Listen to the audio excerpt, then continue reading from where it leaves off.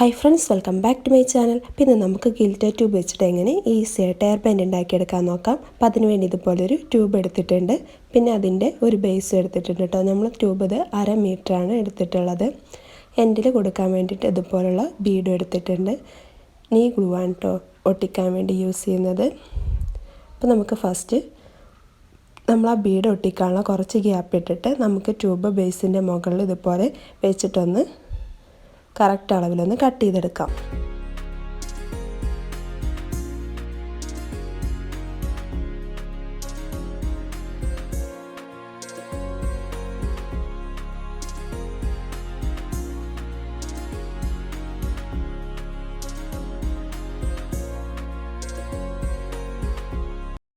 ഇതുപോലെ കറക്റ്റ് അളവിൽ കട്ട് ചെയ്തെടുത്തിട്ടുണ്ട്. നമുക്ക് നമ്മൾ ട്യൂബിൻ്റെ ഉള്ളിലൂടെ എയർ ബാൻഡ് ബേസിനൊന്ന് കോർത്തെടുക്കാം. നമുക്ക് വളരെ പെട്ടെന്ന് തന്നെ ഈസിയായിട്ട് ഇത് കോർത്തെടുക്കാൻ കഴിയും കേട്ടോ. നമ്മൾ ട്യൂബ് ഇതുപോലെ നിവർത്തി പിടിച്ചെടുത്താൽ മതി.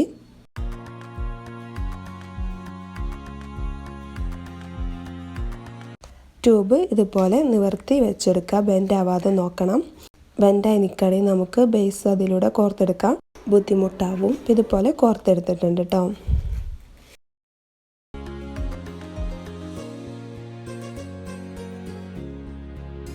നമുക്ക് 2 എൻഡിലും നമ്മൾ ആ ബീഡൊന്ന് ഒട്ടിച്ചെടുക്കാം. നമുക്ക് ബീഡിന് പകരം റിബൺ ചുറ്റി കൊടുത്താലും മതിയാവും കേട്ടോ.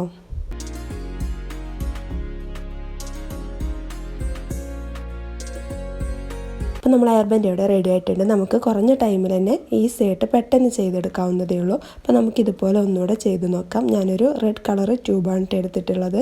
അപ്പോൾ നേരത്തെ പോലെ തന്നെ ഞാൻ ആദ്യം ഇതിൻ്റെ ഒരു സൈഡിൽ ഇതുപോലെ ബീഡൊന്ന് ഒട്ടിച്ചെടുത്തിട്ടുണ്ട്.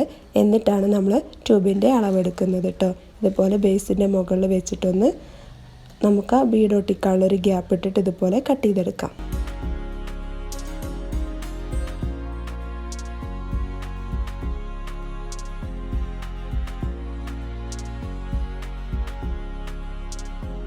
ഇനി നമുക്ക് ബേസ് നമ്മൾ ആ ട്യൂബിൻ്റെ ഉള്ളിലൂടെ ഇതുപോലെ കോർത്തെടുക്കാം.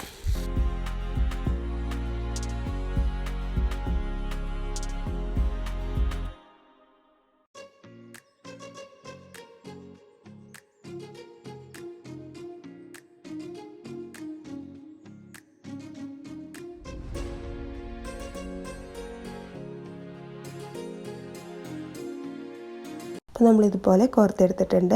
നമുക്ക് മറ്റേ സൈഡിലും നമ്മൾ ആ ബീഡൊന്ന് ഒട്ടിച്ചെടുക്കാം. അപ്പോൾ നമ്മൾ എയർ ബാൻഡ് ഇവിടെ റെഡി ആയിട്ടുണ്ട് കേട്ടോ. അപ്പോൾ നമ്മൾ 1/2 മീറ്ററാണ് ഗിൽറ്റർ ട്യൂബ് എടുത്തിട്ടുണ്ടായിരുന്നത്. അപ്പോൾ അതിൻ്റെ മുകളിൽ നിന്ന് നമുക്ക് എയർ ബാൻഡ് ഉണ്ടാക്കിയിട്ട് ഇതുപോലൊരു പീസ് ബാലൻസ് വരുന്നുണ്ട്. അപ്പോൾ ഇത് വെച്ചിട്ട് നമുക്ക് ഒരു അടിപൊളി എയർ ബാൻഡ് ഉണ്ടാക്കിയെടുക്കാം കേട്ടോ. അപ്പോൾ അതിൻ്റെ വീഡിയോ ഞാൻ അടുത്ത വീഡിയോ ആയിട്ട് അപ്ലോഡ് ചെയ്യാം.